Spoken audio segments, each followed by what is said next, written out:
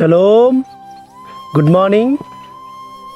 అనుదిన కృపలో వాక్యాన్ని వింటూ పరమతండ్రి సన్నిధిలో సంతోషిస్తూ ఆశీర్వాదాలు పొందుకుంటున్నారని, పరమతండ్రి సన్నిధిలో మీరు దీవెన చేత నింపబడుతున్నారని భావిస్తూ వస్తుంటున్నాం.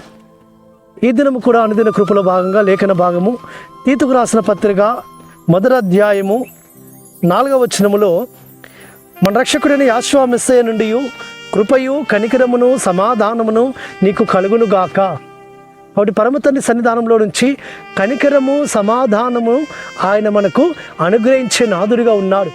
కాబట్టి పరమతండ్రి యొక్క సన్నిధిలో మనం పవిత్ర హృదయులమై, నిష్కాపట్యమైన హృదయులమై, నిష్కలంక హృదయులమై ఆయన సేవిస్తూ, ఆయన గణపరుస్తూ, ఆయన మయపరుస్తూ వస్తున్న ఆ యొక్క జీవితములలో పరమతండ్రి ఆయన కనికరమును నింపుతాడు.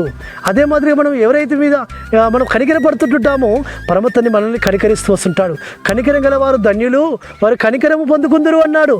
కాబట్టి పరమతండ్రి సన్నిధానంలో మనం కనికరింపబడితే ఆ ధన్యత గొప్పదిగా కనబడుతూ వస్తుంటుంది. మనం ఎలోహిం చేత కనికరింపబడాలంటే మనం ఇతరులను కనికరించాలి సుమా. బీదలైన వారిని, అనాథలైన వారి మీద, ఈ లోకంలో పరదేశుల మీద మనం కనికరము చూపించాలి. కాబట్టి వారి మీద మనం ప్రేమను చూపించాలి, వారి మీద మనం జాలిపడాలి. అప్పుడు పరమతండ్రి యొక్క కనికరము మన మీద ఉంటుంది. అదే మాదిరిగా మనం సమాధానం కొరకు ప్రయాసపడితే ఆ సమాధానాధిపతిని యేషువ మెస్సయ ఆయన సన్నిధిలో నుంచి సమాధానమును సమృద్ధిగా మనకు అనుగ్రహిస్తాడు.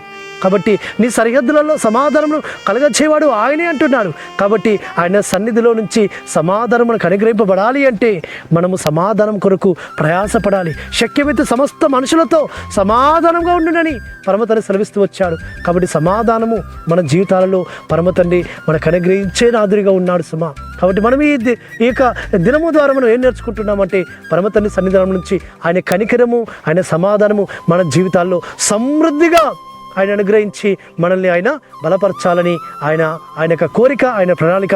అట్టి విధమైన ఆ కనికరము, ఆ సమాధానం మనం పొందుకుందాం. అట్టి విధంగా పరిశుద్ధాత్మతని మనల్ని నడిపించునుగాక.